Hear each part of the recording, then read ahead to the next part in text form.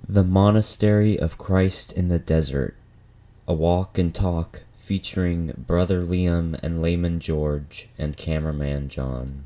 Salutations, Mr. Walker. How are you? I'm good, Mr. George. Welcome to our monastery.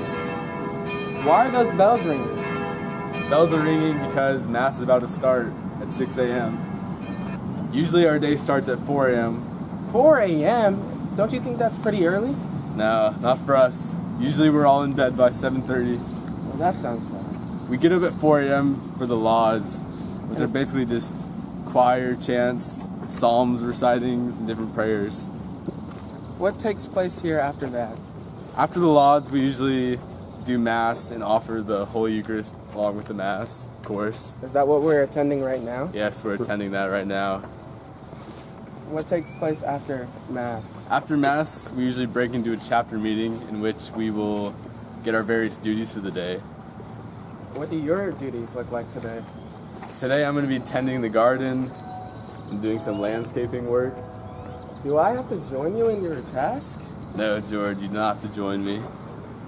After our duties are completed, we usually break off into the terrace, which is similar to the lauds in the way that we're praying together in a choir manner. Seems very interesting. Yes.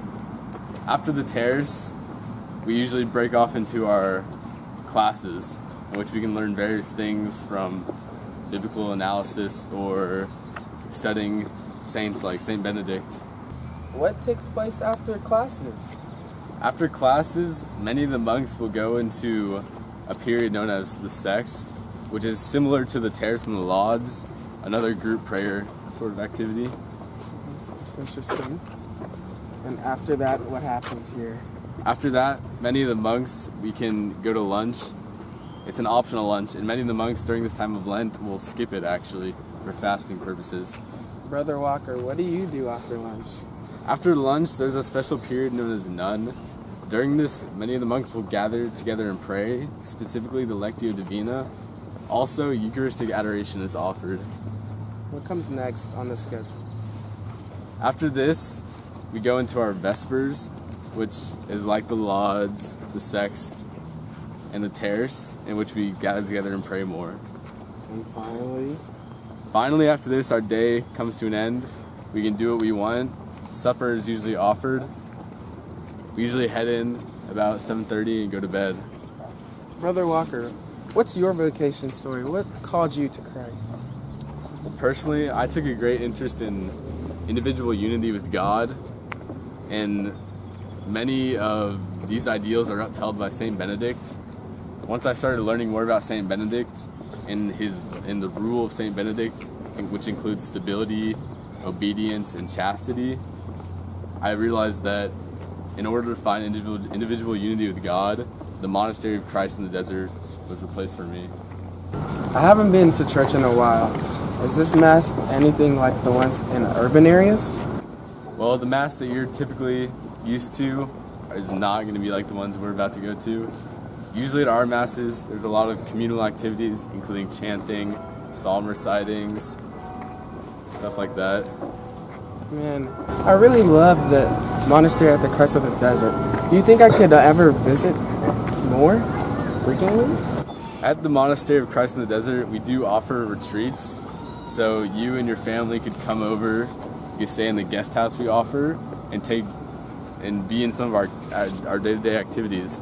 The brothers here also tend to the guest house and the retreat occupants. So will this retreat cost an arm and a leg? No, the retreat is free, but we do take donations, and we would recommend going to our gift shop, which is one of our main revenue sources.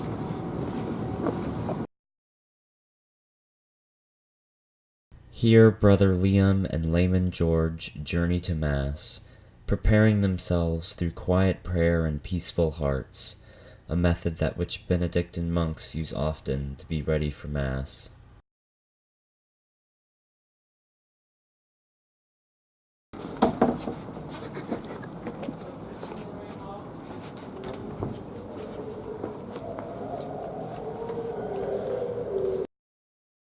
Brother Liam and Layman George are now engaged in quiet prayer in the peace of the chapel. They then leave the chapel with the Mass having been finished and the Eucharist having been received. Now that we're done with Mass, I assume you have your chores to do. Hold on one second. Let's take a stop at the Holy Garden.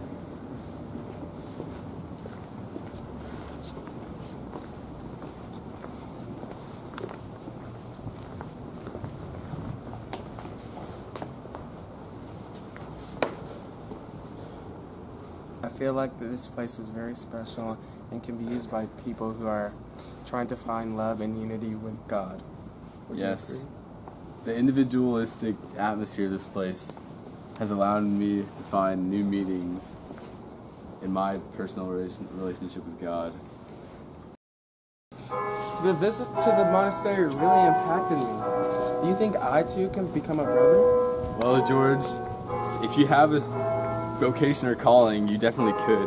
The process is very long, though. Many of our new members start off by entering into a phase known as the observership, which is a 1-year period in which you live with us and see if you like it and take some of our classes.